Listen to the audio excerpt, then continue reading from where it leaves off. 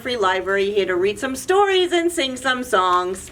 I'm going to read a book now called The Ugly Duckling. I bet you a lot of you heard of this one. It was a sunny spring morning on the farm, and Mother Duck was watching her eggs. "Come quickly," she called to the other animals. "My eggs are beginning to hatch." Crack, crack, crack, crack. Out tumbled 4 perfect little ducklings. They were soft and fluffy and yellow. "Ooh, aren't they just the sweetest ducklings ever?" oinked the pig. "Cheep, cheep," chirped the baby ducklings, and Mother Duck gave them a big hug. But there was one egg left. It was bigger than the others and strangely speckled. Then it began to crack open. Out popped 2 funny feet, 2 waving wings, and 1 bumpy beak. Mother Duck gasped. He didn't look like her other ducklings at all. What a strange little creature. He looks different. "He's a very ugly duckling," snorted the pig. "Hush," scolded Mother Duck. "He's my baby and I love him. Now come along, my little ducklings. It's time for your first swimming lesson." Mother Duck marched towards the pond, and 4 little ducklings skipped along behind. "Wait for me," cried the ugly duckling, but he tripped over his funny feet and thump, thump, bump, bump. He tumbled onto the other little ducklings. How clumsy. "It's okay," said Mother Duck. "Now into the water like good little ducklings." "Let's sing our duckling song," Mother Duck called. "Quackity quack quack, quack quack," sang the 4 little ducklings. "Honkity honk," the ugly duckling sang happily. "What was that?" asked the horse. "You don't sing like a duckling." "Be nice," said Mother Duck. "He'll learn in time."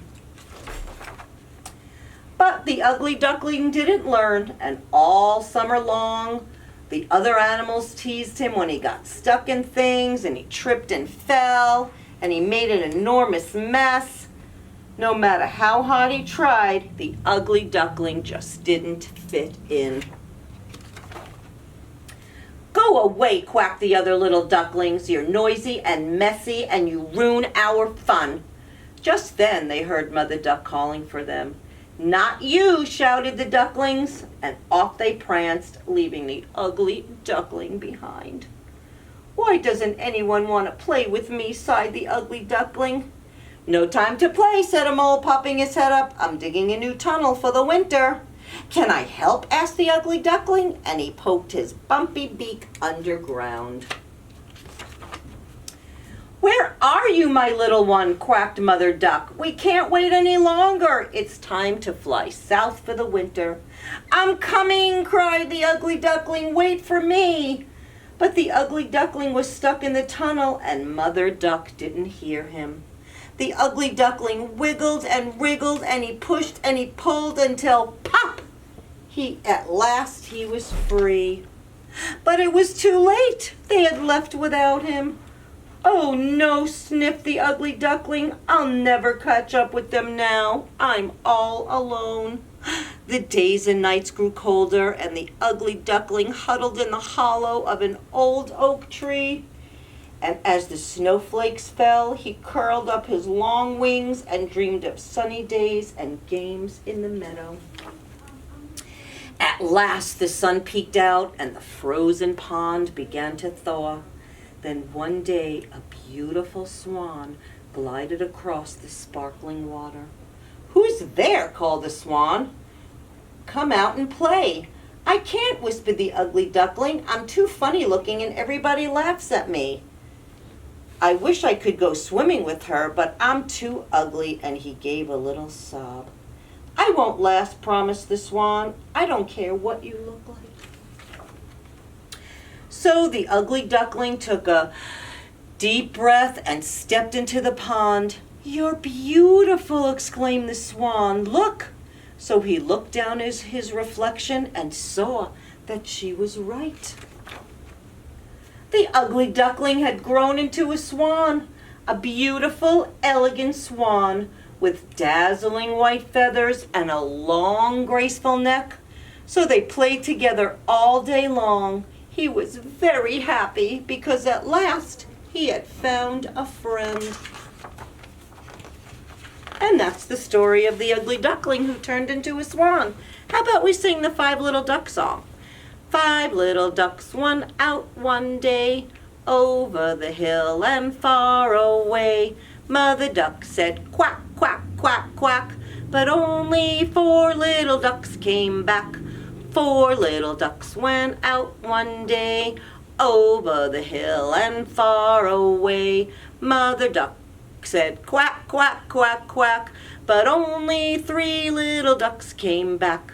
3 little ducks went out one day, over the hill and far away. Mother duck said quack, quack, quack, quack, but only 2 little ducks came back. 2 little ducks went out one day, over the hill and far away. Mother duck said quack, quack, quack, quack, but only 1 little duck came back. 1 little duck went out one day, over the hill and far away. Mother duck said quack, quack, quack, quack, but none of the little ducks came back. Mother duck went out one day, over the hill and far away. Said Mother duck said quack, quack, quack, and all 5 little ducks came back. Yay! Okay, I'm going to read you another story called The Blunders, a Counting Catastrophe. Let's see what happens in this book. It wasn't even lunchtime and the 10 Blunder children were driving their mother up the wall. They blundered the laundry, they blundered the bathtub, they'd let the hamster out and the dog in, and the entire house was one giant blundered up disaster. Their mother's ears were the color of a ripe tomato. That's enough. Go outside and play and give me some peace. Yes, Mother, and keep track of each other. We will. I want you, all 10 of you, home by sunset. We promise. The children played outside for hours in the cool creek where there wasn't much they could blunder. It was getting late when they finally remembered their promise to their mother. Everybody line up, said Betty. Time to do a head count. 1, 2, 3, 4, 5, 6, 7, 8, 9. Uh-oh, I think we lost one. Let me do it, said Brenda. You've got to tap everyone on their heads as you're counting like this. 1, 2, 3, 4, 5, 6, 7, 8, 9. Oh no, we lost one. Calm down, said Bruce. Try it this way. 1, 2, 3, 4, 5, 6, 7, 8, 9. You're right, we did lose one.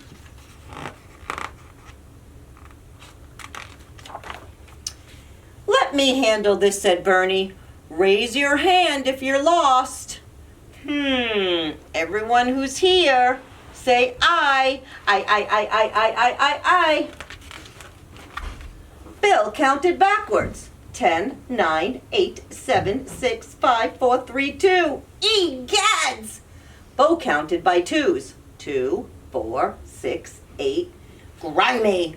Bernie counted by threes. 3, 6, 9. For the love of waffles!